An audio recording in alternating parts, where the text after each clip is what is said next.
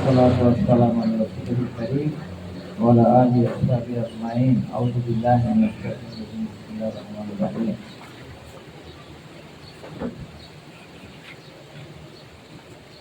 এই রোপণ সম্মেলন ঈদ পরবর্তী এবং অনুষ্ঠানের সভাপতি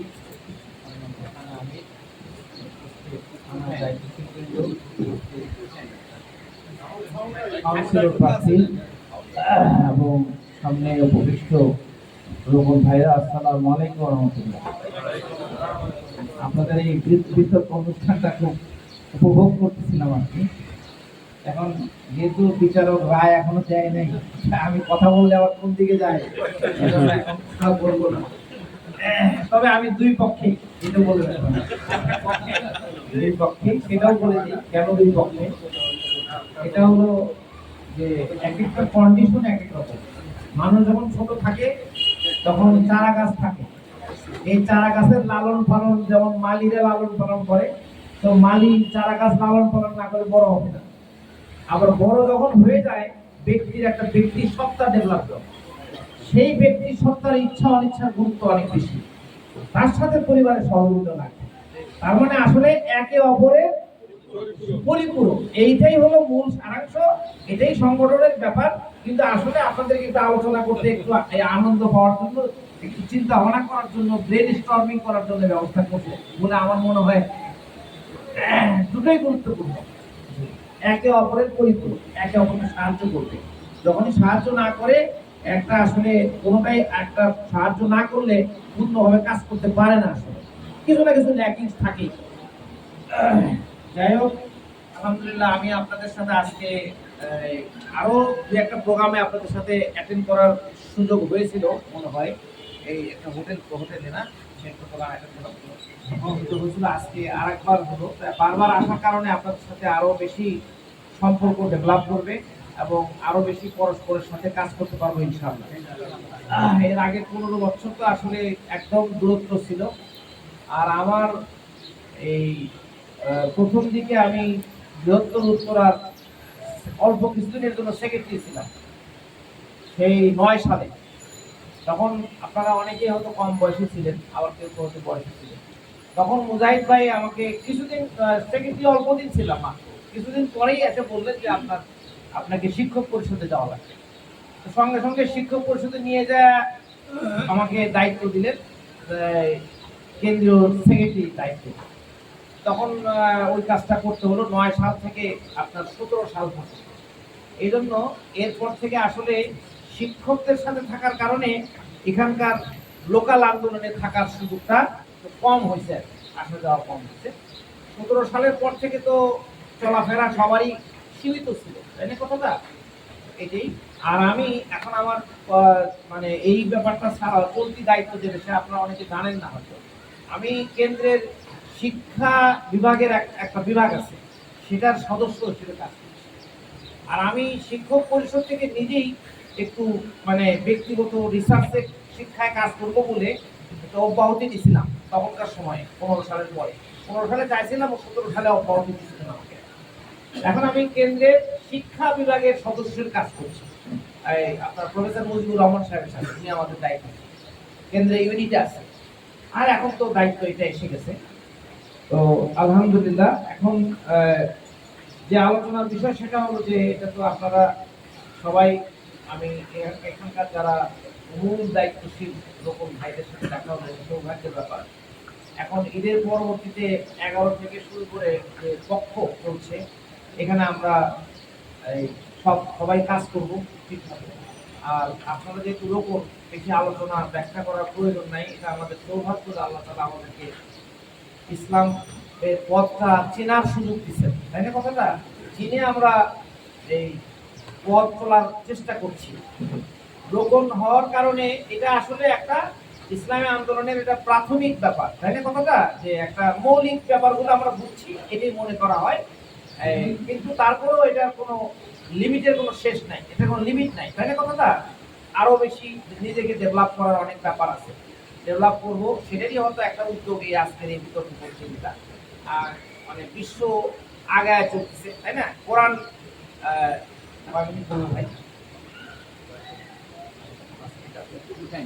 কোরআন মুহাম্মদ সাল্লাল্লাহু আলাইহি ওয়াসাল্লামের কাছে যখন আসে, আপনারা ইতিহাস অবশ্যই জানেন, আজকের যে সৌদি আরব এই এলাকাটাই তো ওনার এলাকা ছিল, মূলত মূল মানে বিচরণ এলাকা ছিল।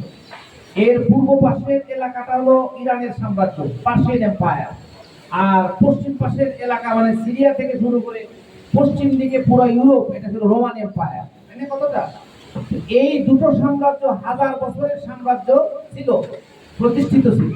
এই সময় একটা বিশৃঙ্খল এলাকায় মুহাম্মদ সাল্লাল্লাহু আলাইহি ওয়াসাল্লাম দায়িত্ব নিছেন দাওয়াতি কাজ। মাত্র 23 বছরের মাথায় উনি একটা বিশৃঙ্খল, অধপতিত, পিছিয়ে থাকা সমাজ, এত অধপতিত এই সাম্রাজ্য কেউ তাদেরকে গুরুত্ব দিত না, গুরুত্বই না, গোনার মধ্যে ছিল না, এই জন্য কেউ তাদেরকে পাত্তা দেয় না। তো রাসূল সাল্লাল্লাহু আলাইহি ওয়াসাল্লাম তখন কোনো সোনার খনি পান নাই, কোনো সম্পত্তি পায় নাই, মাটির নিচে কোনো সম্পদ পায় নাই, কিছুই পায় নাই। তো শুধুমাত্র এই কোরআন দিয়ে তখন এমন একটা সমাজ উনি গঠন করলেন, যেটা আমরা জানি যে মাত্র কয়েক বছরের মধ্যে দুটো সাম্রাজ্যের সাথে একসাথে লড়াই করেছে, তাই না কথাটা? একসাথে লড়াই করে দুটো সাম্রাজ্যকে পরাজিত করছে পরবর্তী 30 বছরের মাথায় ওনার অনুসারীরা, তাই না কথাটা? এবং এমন একটা সমাজ গঠন হয়েছে, পরবর্তী 800 বছর মুসলমানরা পৃথিবীতে সদর্পে শাসন করছে, নাকি কথা? পরবর্তী আমরা কেন পিছিয়ে গেলাম? আমরা প্রথমে একটা ভুল করেছি, সেই ভুলটা হলো আমাদের শিক্ষা ব্যবস্থার ত্রুটি। শিক্ষা ব্যবস্থার ত্রুটিটা আমি একটু আগে আরেক জায়গায় আলোচনা করেছি। সেটা হলো আমরা এখন যে শিক্ষা করছি বা মুসলিম বিশ্বের বিভিন্ন জায়গায় হচ্ছে, মুসলিমদের স্বর্ণযুগে যেভাবে শিক্ষা ব্যবস্থা ছিল, সেটা হলো আমাদের কিতাব দুইটা, একটা হলো লিখিত কিতাব আর একটা হলো মুক্ত কিতাব। মুক্ত কিতাব যেটা, সেটা আর লিখিত কিতাব, এই দুটোকে একসাথে করে সমন্বিতভাবে স্টাডি করতে হবে। আমরা লিখিত কিতাব যখন পড়ি তখন ওটার সাথে মিলায় এই উন্মুক্ত বিশ্বের কিতাব যেটা পড়ি না। আপনি ওই সাইদ নুরসির নাম শুনেছেন বোধহয়, তুরস্কের সাইদ নুরসি। উনি ওনার লাইফ হিস্ট্রি অনেক বড়, এত লম্বা আলোচনা করার সময় নাই। তো সাইদ নুরসি কে যখন তখনকার সময় যে কামাল পাশা সে গ্রেফতার করলো, বহুবার গ্রেফতার করার চেষ্টা করছে, মেরে ফেলার চেষ্টা করছে, মানে বহু বছর যাবত উনি ওনাকে মেরে ফেলার চেষ্টা করছে, হত্যা মৃত্যুদণ্ড দিছে, তারপরে এতে দিছে, নির্বাসনে দিছে। তো বারবার উনি এটাকে আবার প্রমাণ করছেন। তো ওনাকে তখন একটা তখনকার সময়ে যে কিতাব কোরআন বা কোনো কিছু রাখতে পারতো না, তারপর উনি ব্যাপক জ্ঞানী ছিলেন। এখন উনি ওনার ছাত্রদেরকে যেটা বলেছিলেন, ছাত্ররা বললো আমাদের কাছে তো কিতাব নাই, আমরা কি করব, কোনটা স্টাডি করব? তখন উনি ওনার ছাত্রদেরকে বলছিলেন যে এই যে তোমার আশেপাশে যে বিশ্ব উন্মুক্ত কিতাব, এটা স্টাডি করো, তাহলে তুমি স্রষ্টাকে পেয়ে যাবে। এই উন্মুক্ত কিতাবটা স্টাডি যদি কেউ করে, তাহলে এর মধ্যে থেকে স্রষ্টাকে চেনা যাবে।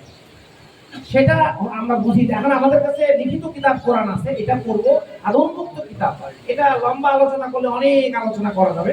ছোট ছোট কথা বলি, যেমন আপনি সূর্যের কথা চিন্তা করেন, সূর্য চিন্তা করে স্রষ্টাকে খুঁজে পাওয়া যাবে। তারপরে গাছপালা, পোকামাকড়, প্রতিটা বিষয় নিয়ে চিন্তা করেন। ছোট্ট একটা কথা বলি, মনে করেন একটা সরিষার বিচি, গাললে সরিষার গাছ কেমন হবে আমরা কিন্তু জানি, কারণ ওই সরিষার বিচির মধ্যে একটা প্রোগ্রাম দেওয়া আছে। একটা প্রোগ্রাম আল্লাহ তাআলা দিয়ে দিয়েছেন না, যে এই গাছটা কত বড় হবে, পাতা কত হবে, কতদিন পরে ফল হবে, কি হবে, টোটাল একটা প্রোগ্রাম ওর মধ্যে দেওয়া আছে। একটা মাটিতে একটা গাছ গাড়লাম, একটা মিষ্টি আমের গাছ, একটা চুকা আমের গাছ, ওটার মধ্যে প্রোগ্রাম দেওয়া। কি বিস্ময়কর ব্যাপার, তাই না কতটা? আজকে সকালে সূর্য উঠছে কয়টায়? 5:40 বা কোনো একটা টাইম যেটাই হোক না কেন, দেখেন কি মহাবিশ্ব, যে আজকে থেকে 1 বছর পরে যদি বেঁচে থাকি আমরা, সূর্য একটা প্রচন্ড বেগে চলমান একটা বস্তু, তাই না কথাটা? আবার পৃথিবী একটা প্রচন্ড বেগে চলমান একটা বস্তু, দুইটা প্রচন্ড বেগে চলমান বস্তু একসাথে চলছে। আবার কিন্তু 1 বছর পরে ঠিক এই টাইমে এমন ভাবে আমরা অবস্থান করব, সূর্য আবার ঠিক এক টাইমে উঠবে। দুইটা এত জোরে চলমান, দ্রুত বেগবান একটা বস্তু আবার একসাথে মিলিত হবে 1 বছরে কত ঘন্টা, হাজার লাখ লক্ষ ঘন্টা পরে, তাই না কথাটা? তার মানে কি মহা বিস্ময়কর একটা বিজ্ঞান। এগুলো যদি আমরা চিন্তা করি, এরকম আরো শত শত চিন্তার বিষয় আছে। তাহলে স্রষ্টার মানে যে মহত্ব, স্রষ্টার বরত্ব, স্রষ্টার প্রজ্ঞা বা এই বিশ্ব সম্মান করেন অনেক প্রত্যক্ষভাবে সম্পৃক্ত না। আবার যারা সমাজের সাথে সম্পৃক্ত তারা কোরআনের সাথে সম্পৃক্ত না। একই সাথে দুটো মিলে একসাথে হতে হবে, তাহলে মানুষ আমাদের কাছে আসবে। আজকে আমরা ইসলামী আন্দোলন করি, আমরা যদি সমাজ পরিচালনা করতে চাই, আমরা যদি কিতাবে পড়ব, এইটা সেমিনারে আলোচনা করব, এটা প্র্যাকটিক্যাল জীবনে আবার এটা ইমপ্লিমেন্ট করার চেষ্টা করব।